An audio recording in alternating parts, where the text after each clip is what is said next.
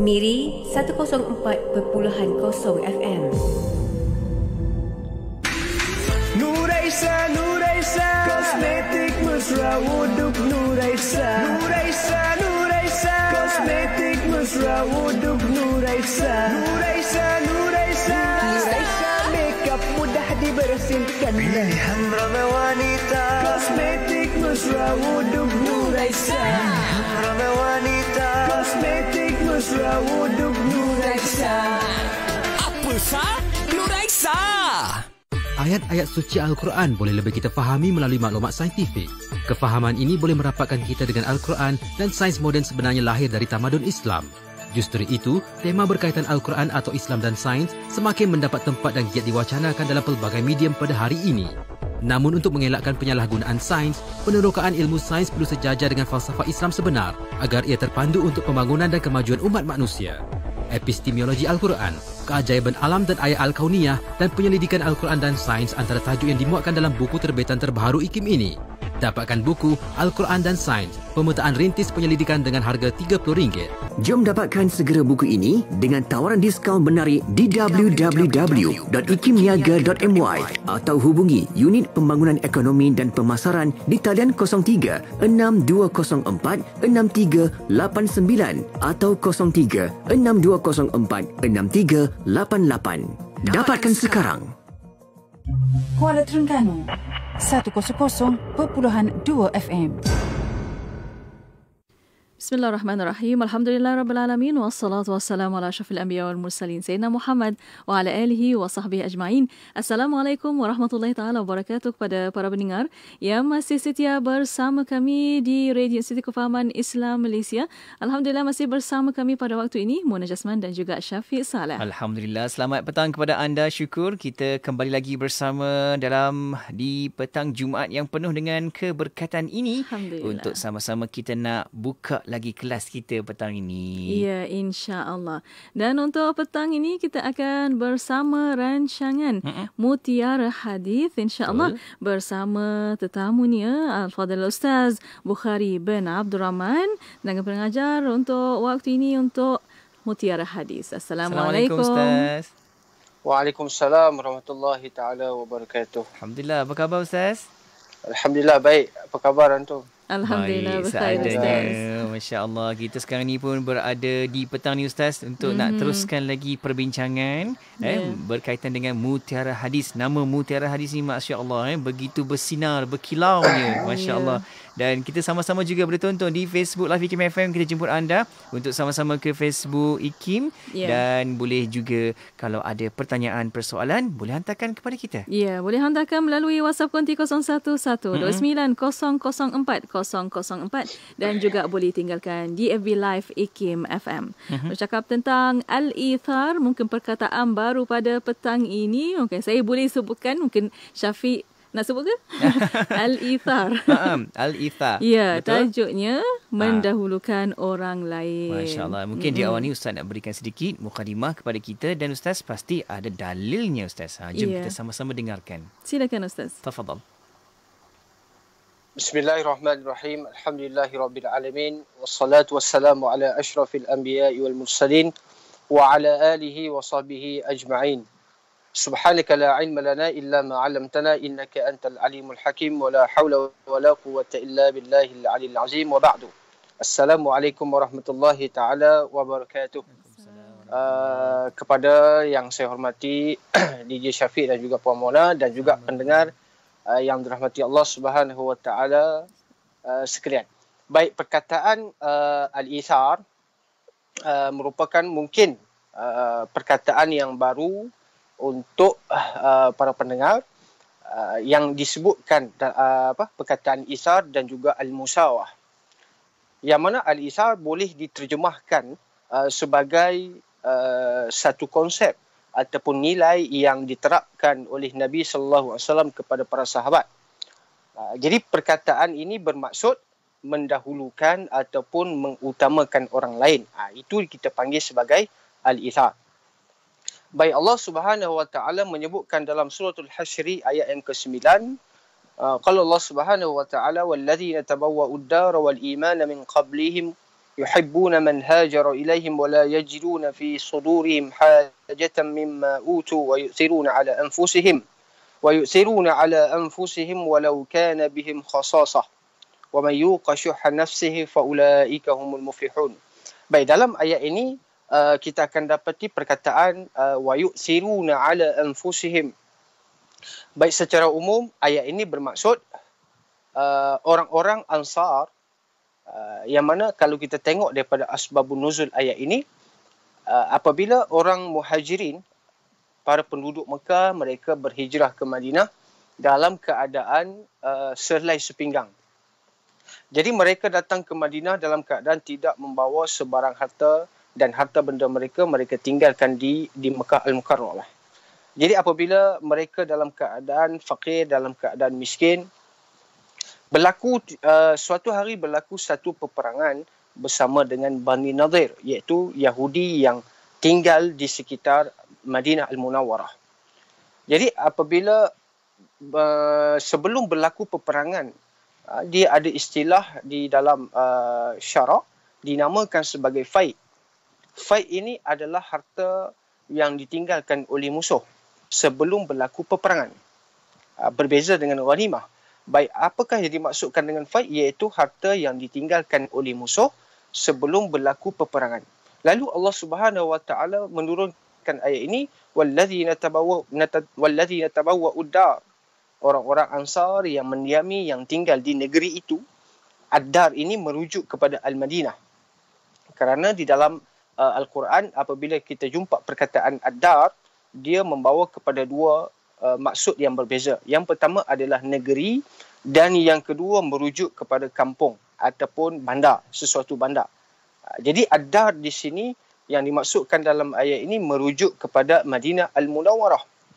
Kemudian mereka ini Allah sebutkan wal imana min qablihim, serta mereka ini tuluskan iman mereka sebelum daripada orang Muhajirin datang ke Madinah. Ada sebahagian mereka yang telah beriman kepada Allah dan juga Rasul.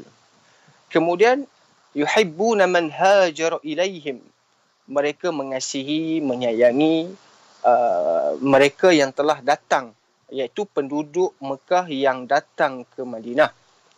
Jadi macam mana mereka menanamkan sifat kasih sayang ataupun disebut sebagai ta'akhi antara Muhajirin dan Ansar yang telah diterapkan oleh Nabi SAW.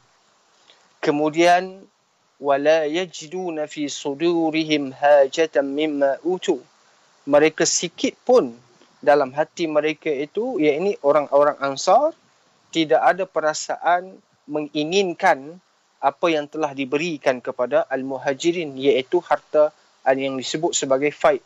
Nabi SAW membahagikan harta tersebut kepada golongan Muhajirin, yang mana mereka ini orang-orang yang susah, orang yang miskin, kerana mereka datang ke Madinah dalam keadaan tidak membawa sebarang harta benda. Jadi Nabi mendahulukan orang Muhajirin. Nabi membahagikan harta-harta itu kepada orang Muhajirin. Jadi orang Ansar ini sedikit pun tidak merasakan perasaan dengki, tidak merasakan nak kepada harta tersebut. Kemudian apa yang Allah sebutkan di sini, wa yu'thiruna ala anfusihim walau kanat bihim khasasah. Mereka terkesan dengan maksud mereka mendahulukan kaum Muhajirin berbanding diri mereka sendiri. Walau kana bihim khasasah, meskipun mereka ini sangat-sangat berhajat kepada harta itu. Jadi Allah gunakan perkataan khasasah. Perkataan khasasah ini merujuk kepada syiddatul hajah, sangat-sangat memerlukan. Jadi mereka mengorbankan harta yang mereka juga berhak untuk dapat, mereka korbankan kepada orang lain. Jadi Allah menyebutkan setelah itu, وَمَنْ يُوقَ شُحَّ نَفْسِهِ فَأُولَٰئِكَ هُمُ الْمُفْلِحُونَ. Sesiapa yang memelihara, menjaga dirinya daripada sikap dan juga tabiat bakhil ataupun kedekut, Allah kata mereka inilah golongan-golongan yang berjaya dan juga yang beruntung di akhirat. Jadi dalam ayat ini, dalam suratul Hasyri, ayat yang ke-9, apa yang Allah nak sampaikan di sini adalah satu nilai yang disebut sebagai al-ithar, iaitu mendahulukan orang lain, mengutamakan orang lain adalah satu nilai positif yang dianjurkan oleh syarak. Jadi dalam ayat ini secara umum kita dapat tahu, kita dapat jelas daripada ayat ini bahawasanya nilai mendahulukan orang lain dalam hal-hal yang berkaitan dengan keduniaan adalah digalakkan oleh syarak. Baik, kemudian kalau kita tengok merujuk kepada ta'akhi ataupun persahabatan, persaudaraan yang Nabi SAW berjaya mengeratkan hubungan antara kaum Ansar dengan Muhajirin, bahkan kaum Ansar sesama mereka, antara Aus dan Khazraj. Kesan daripada itu, kesan daripada mahabbah itu, kalau kita tengok dalam sejarah antara sahabat Nabi yang bernama Sa'ad bin Rabi' dan juga Abdurrahman ibn Auf. Abdurrahman ibn Auf ni orang Mekah. Sa'ad bin Sa'id ni orang Madinah. Jadi kesan daripada mahabbah yang disatukan oleh Nabi SAW itu, kalau kita tengok, Abdurrahman ni orang yang sahabat yang kaya, kemudian dia telah meninggalkan hartanya di Mekah, datang Madinah dalam keadaan seringang. Lalu diberi tawaran oleh sahabat yang bernama Sa'ad ini, harta benda dia nak bagi kepada Abdurrahman. Bahkan dia mempunyai isteri lebih. Dia kata kepada Abdurrahman, aku nak ceraikan isteri aku dan aku berikan kepada kamu. Tapi hal ini ditolak oleh Abdurrahman ibn Auf. Ini menunjukkan begitu erat pertalian yang telah dijalin oleh Rasulullah SAW yang telah menanamkan mahabbah dalam jiwa kaum muslimin atas nama apa? Al-Iman. Atas nama Al-Iman dan juga atas nama Al-Islam. Sebab itu kalau kita tengok dalam ayat lain, Allah memuji kaum Muhajirin dan Allah puji kaum Al-Ansar dengan Allah mengatakan radhiyallahu anhum wa radu an. Allah redha kepada mereka dan juga mereka juga redha kepada Allah Subhanahu wa taala. Sehingga kan pada suatu ketika dahulu pembahagian harta pusaka itu boleh didapati walaupun tanpa ada pertalian kharabah, kaum kerabat ataupun pernikahan, harta itu boleh diwarisi oleh kaum Ansar. Kaum Muhajirin meninggal, kaum Ansar yang tidak ada sebarang pertalian darah juga boleh mewarisi harta tersebut. Ini menunjukkan betapa erat hubungan antara kaum muslimin.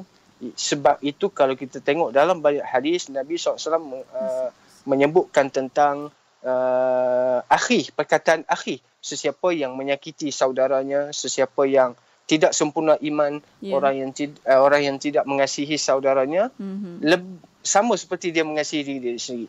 Jadi perkataan akhi yang Nabi SAW guna ini menunjukkan seseorang itu disatukan dan juga menjadi saudaranya walaupun tidak ada pertalian ataupun hubungan kaum kerabat. Masya-Allah. Baik, wallahu subhanahu wa taala. Penting tu. betul. Bagaimana kasih sayang dan juga mahabbah itu sentiasa diajar oleh baginda Nabi Muhammad sallallahu alaihi wasallam, dan itu sebenarnya yang perlu kita ambil kisah teladannya sehingga hari kiamat nanti. Itu panduan untuk kita tu. Masya-Allah. Insya-Allah.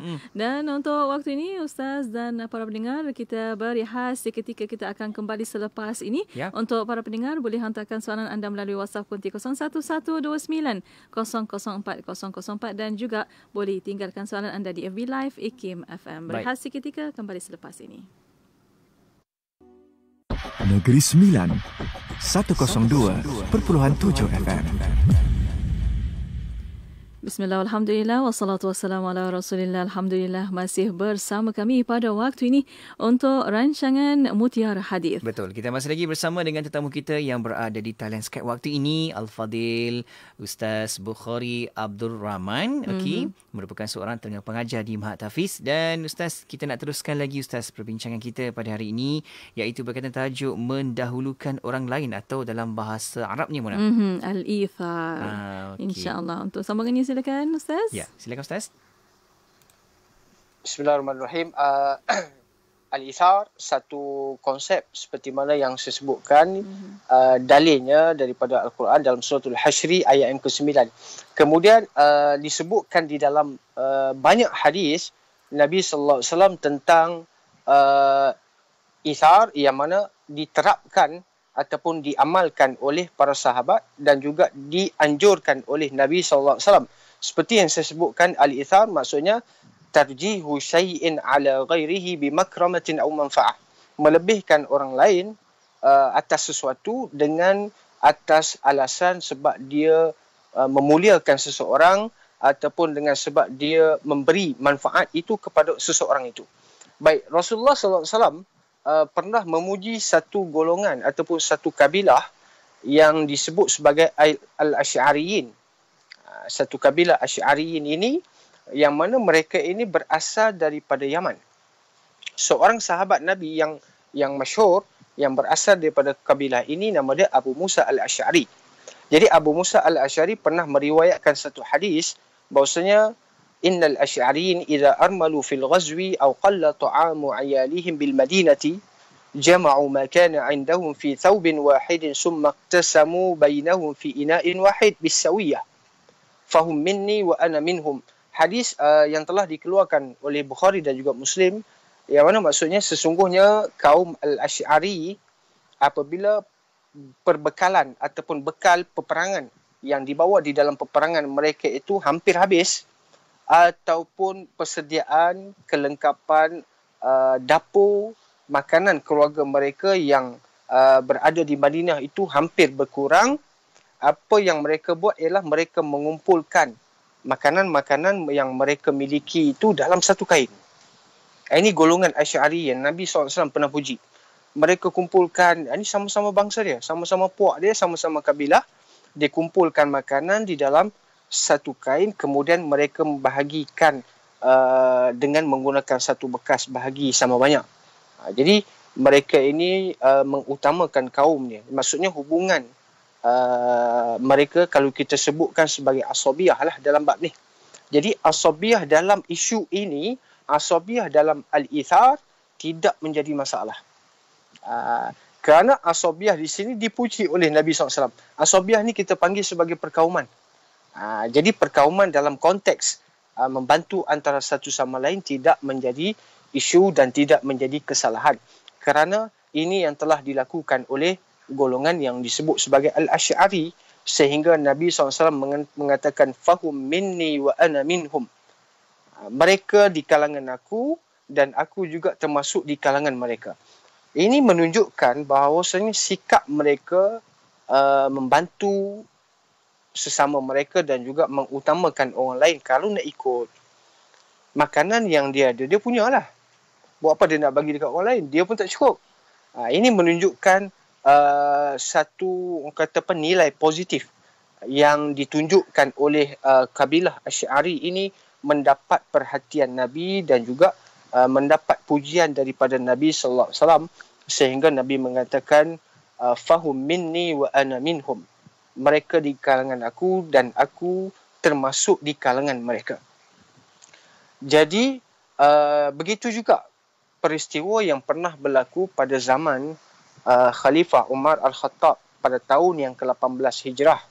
Waktu itu Umar Al-Khattab menjadi khalifah. Dan pada waktu itu juga berlaku kemarau yang begitu dahsyat yang menyebabkan masyarakat di Hijaz, iaitu Madinah dan juga Mekah dan sekitarnya, mengalami kekurangan bekalan makanan. Jadi apa yang dilakukan oleh Umar Al-Khattab ini, beliau menyalurkan sumbangan kepada masyarakat-masyarakat Badawi, masyarakat-masyarakat yang memerlukan, bagi unta, bagi gandum, bagi minyak kepada rakyatnya yang begitu memerlukan. Kerana berlaku satu musibah yang dahsyat, iaitu kemarau yang panjang. Sehingga begitu pemurahnya, begitu prihatinnya Umar Al-Khattab ini menyebabkan harta kaum muslimin yang tersimpan di Baitul Mal itu hampir habis sebab diinfak. Ini menggunakan dengan cara betul harta orang ramai, yang mana Umar ambil harta itu diberikan kepada rakyatnya yang memerlukan. Lalu Umar radhiyallahu taala anhu berdoa kepada Allah Subhanahu wa taala supaya turun hujan, minta supaya Allah turunkan hujan sebab berlaku kemarau ni dah berpanjangan. Lalu Allah mengabulkan doa Umar Al-Khattab. Lalu Umar berkata, demi Allah, seandainya dia tidak menghilangkan musibah kemarau ini, maksudnya seandainya musibah ini berterusan, kata Umar, aku tidak akan membiarkan keluarga yang senang, keluarga yang ada rezeki lebih, kecuali aku akan memasukkan orang fakir ke dalamnya. Maksudnya, kalau ada orang yang senang, kalau ada orang yang diberikan rezeki yang lebih, kata Umar, aku akan panggil fakir-fakir miskin ini masuk ke dalam rumah mereka dan berkongsi dan mengambil makanan mereka. Kerana apa? Kerana kata Umar, dua orang manusia, dua orang tidak akan mati kalau berkongsi satu makanan. Maksudnya portion makanan untuk satu orang, kalau dikongsi dengan dua orang, tidak akan menyebabkan orang itu mati sebab dia makan sikit. Tak. Jadi, begitu juga makanan yang boleh dimakan oleh dua orang, kalau mengikutkan Umar, dia kata 4 orang boleh makan. Tindakan yang dilakukan oleh Umar ini bersesuaian dengan petunjuk daripada Nabi sallallahu alaihi wasallam. Dalam sabda Nabi sallallahu alaihi wasallam, Nabi menyebutkan ta'amul wahidi yakfi lisnain. Makanan untuk satu orang cukup sebenarnya untuk 2 orang. Wa ta'amul isnaini yakfi al-arba'ah. Makanan untuk 2 orang cukup untuk 4 orang. Wa ta'amul arba'ati yakfi thamaniyah. Makanan untuk 4 orang cukup untuk 8 orang. Jadi tindakan yang telah dilakukan oleh Umar Al-Khattab, dia mengambil, dia nak supaya orang-orang yang senang, orang-orang yang ada kemampuan membantu orang yang di dalam kesusahan. Jadi hadis ini menunjukkan sifat qanaah, menunjukkan sifat merasa cukup dengan apa yang diberikan oleh Allah Subhanahu wa taala. Difahami daripada hadis ini juga tentang apa? Kecukupan, merasa cukup ataupun merasa qanaah itu lahir daripada keberkatan ijtima'. Lahir daripada keberkatan berkumpul beramai-ramai. Semakin ramai, semakin banyak bilangan orang itu, maka semakin banyak keberkatan yang lahir. Sebab itu kata ulama, antaranya adalah Ibnu Munzir. Ibnu Munzir menyebutkan bahawasanya dia kata apa? Difahami daripada hadis itu sunat makan secara beramai-ramai. Jangan makan seorang-seorang. Ini ambil makan seorang-seorang. Tak bagi orang lain.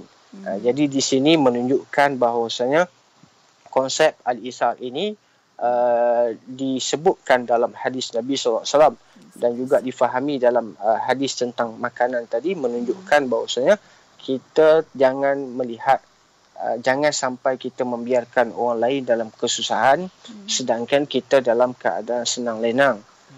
Maksudnya berkongsi rezeki yang Allah Subhanahu wa taala berikan.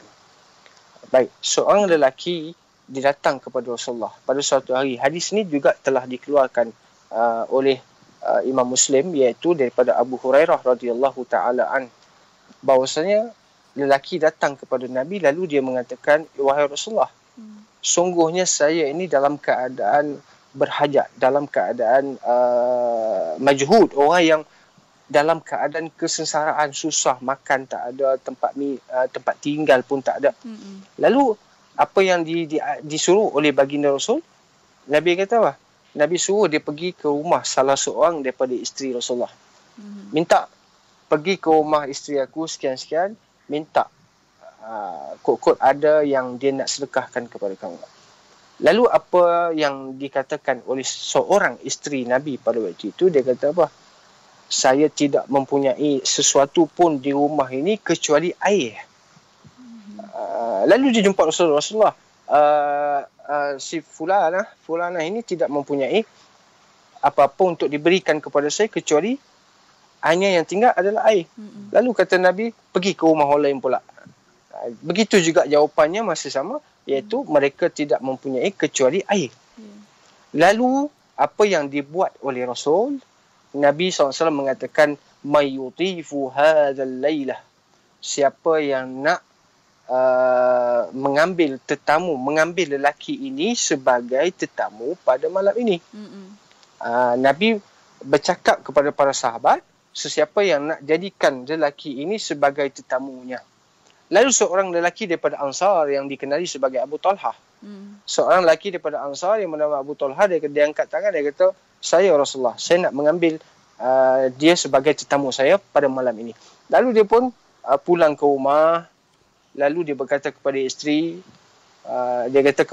Abu Talha ini, dia kata kepada isteri dia kata apa? Akrimi dhaifa Rasulillah sallallahu alaihi wasallam.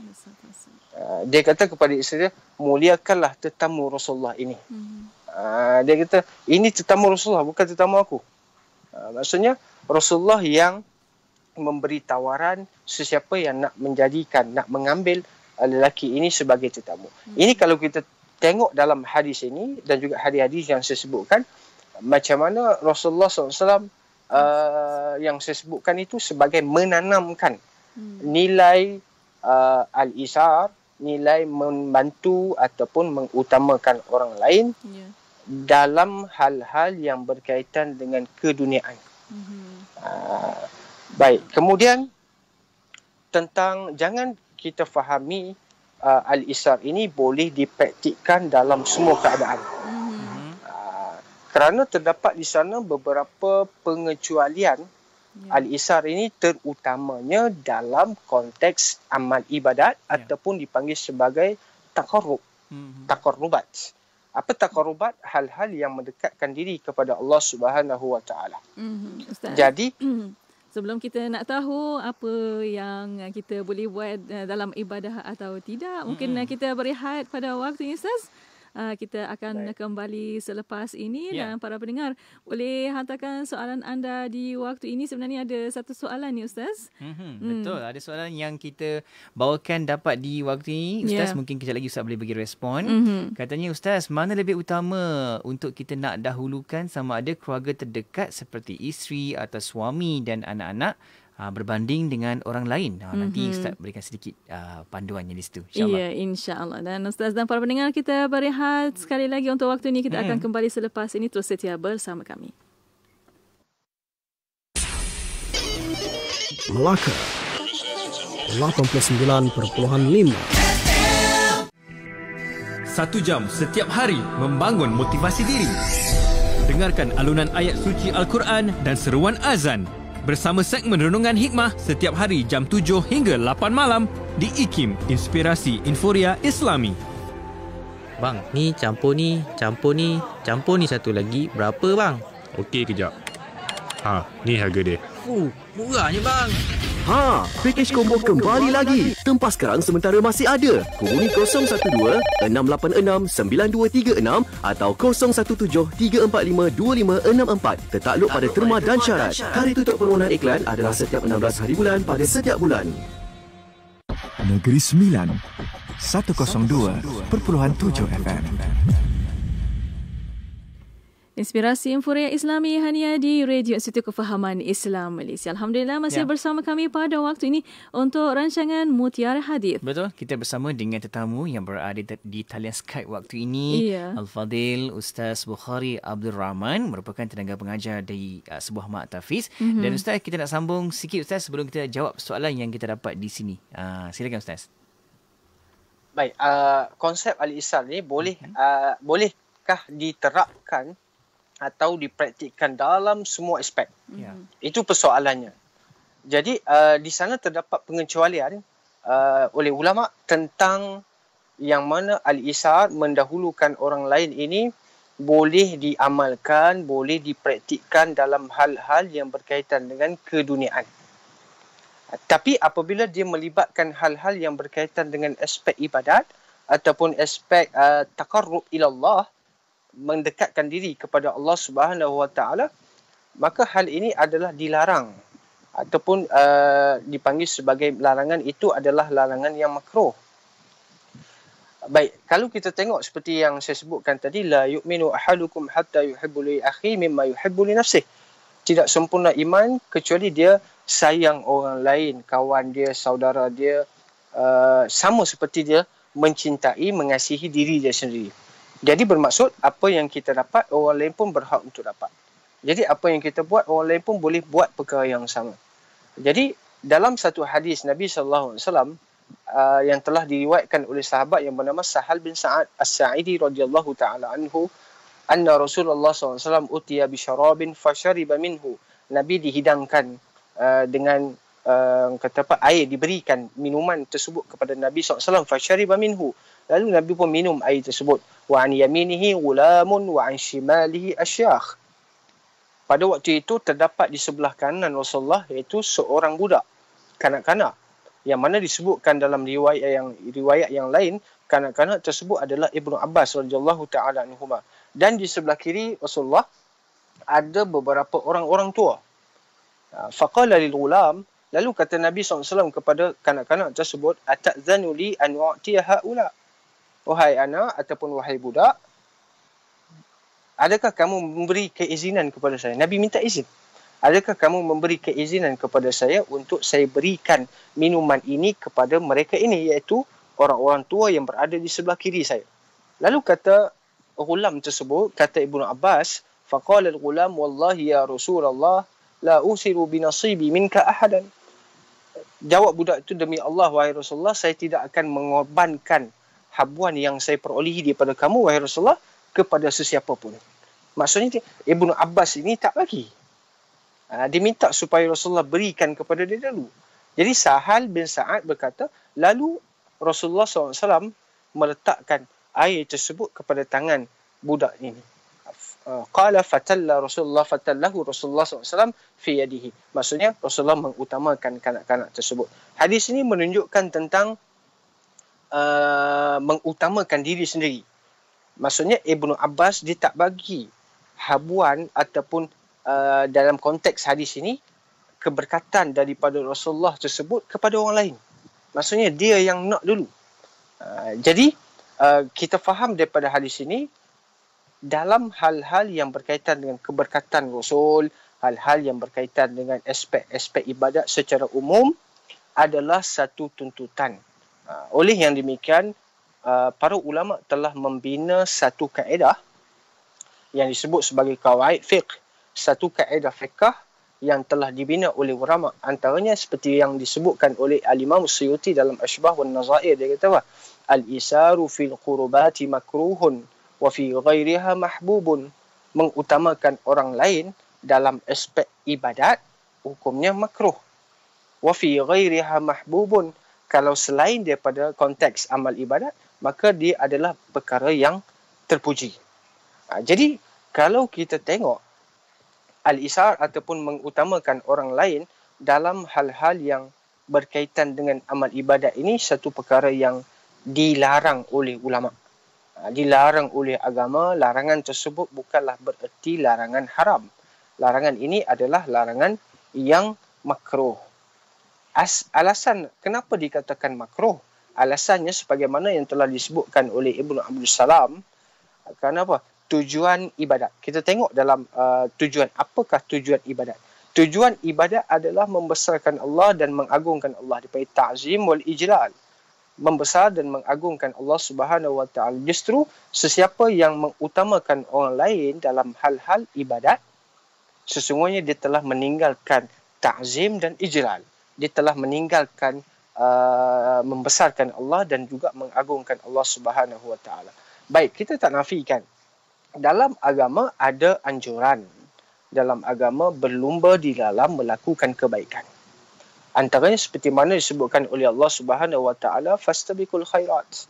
dan juga ayat lain wa fi dzalika falyatanafasil mutanafisun dalam surah Al-Mutaffifin menunjukkan apa?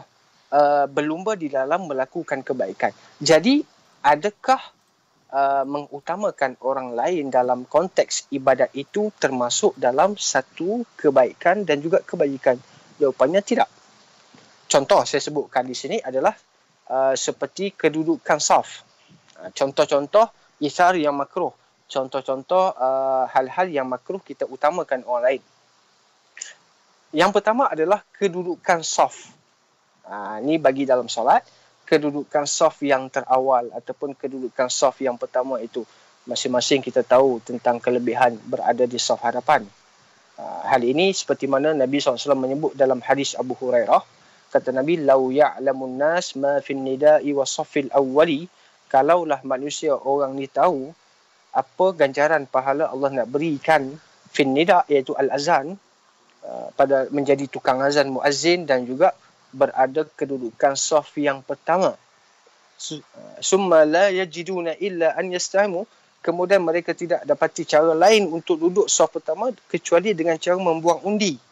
Lastahamu. Nescaya mereka akan undi siapa yang layak untuk duduk di saf hadapan. Jadi ini menunjukkan bahawasanya para sahabat ini mereka sentiasa mencari kelebihan yang terdapat di dalam amal ibadat. Fadail yang terdapat dalam amal ibadat. Terutamanya di sini adalah berada di kedudukan saf yang pertama. Jadi apa yang kita dapati, kebanyakan orang, dia, contoh saya sebutkan, dia berada di saf yang kedua. Kemudian di hadapannya saf yang pertama itu kosong. Saf depan tu kosong. Dia tak masuk, dia suruh orang lain yang penuhkan saf yang di hadapan. Ini banyak berlaku dalam masyarakat kita, di masjid-masjid, di surau-surau. Dia utamakan orang lain dalam kedudukan saf. Dia minta orang sebelah dia penuhkan saf hadapan. Dia minta orang sebelah kiri dia penuhkan saf hadapan. Sedangkan saf itu berada betul-betul di hadapan dia. Dia tak penuhkan saf tersebut. Maksudnya di sini dia telah mengutamakan orang lain dalam aspek ibadat yang mana hukumnya adalah makruh. Hukumnya adalah tidak dibenarkan oleh syarak. Jadi sebab itu saya katakan al-isar ini adalah dalam konteks keduniaan dan tidak bersangkut paut dengan hal-hal yang berkaitan dengan ibadat, amal ibadat. Sebagai contoh yang lain, dalam adab berdoa sekalipun, apa yang telah diajarkan oleh Allah Subhanahu Wa Taala, kita nak minta sesuatu tu kita minta untuk diri kita sendiri dulu. Sebab tu dalam contoh dalam doa kita baca apa? Rabbighfirli wa liwalidayya warhamhuma kama rabbayani shaghira. Minta supaya Allah ampunkan dosa kita dulu, baru mak ayah. Begitu juga dalam ayat yang lain Allah menyebut qu anfusakum wa ahlikum nara. Peliharalah diri kamu dulu, baru ahli keluarga kamu daripada api neraka. Jangan kita utamakan orang lain. Nanti bila Allah panggil masuk syurga, kita kata, ya Allah, nanti dululah saya nak bagi orang lain masuk dulu. Sebab saya nak mendahulukan orang lain, ganjaran dia hebat. Tak. Maksudnya di sini, kita mesti meletakkan sesuatu konsep yang diterapkan oleh Nabi itu, mesti kita letakkan kepada tempat dia yang betul. Jadi kalau kita nak rebut fastabiqul khairat pun, mesti kita kena lihat hal ini berkaitan dengan apa. Sebab tu dalam agama ini kita tak boleh pisahkan dua perkara. Yang pertama adalah hubungan kita dengan Allah Subhanahu Wa Taala. Yang kedua hubungan kita dengan makhluk, iaitu dengan masyarakat, dengan komuniti setempat. Jadi kedua-duanya tak boleh kita pisahkan. Jadi kalau yang berkaitan dengan Allah Subhanahu Wa Taala, maka kita kena rebut amal-amal ibadat. Contoh yang saya sebutkan tadi adalah berada dalam saf yang pertama. Banyak lagi contoh-contoh yang saya tak dapat sebutkan di sini. Baik, wallahu alam. Alhamdulillah. Terima kasih banyak-banyak kepada Al-Fadhil Ustaz Abu Khari bin Abdul Rahman. Saya kira itu kesimpulan untuk petang ini tentang mendahulukan orang lain atau al-ithar tajuknya petang ini. Terima kasih banyak-banyak Ustaz. InsyaAllah kita akan jumpa lagi. Jazakallah anna kulli khair. Assalamualaikum.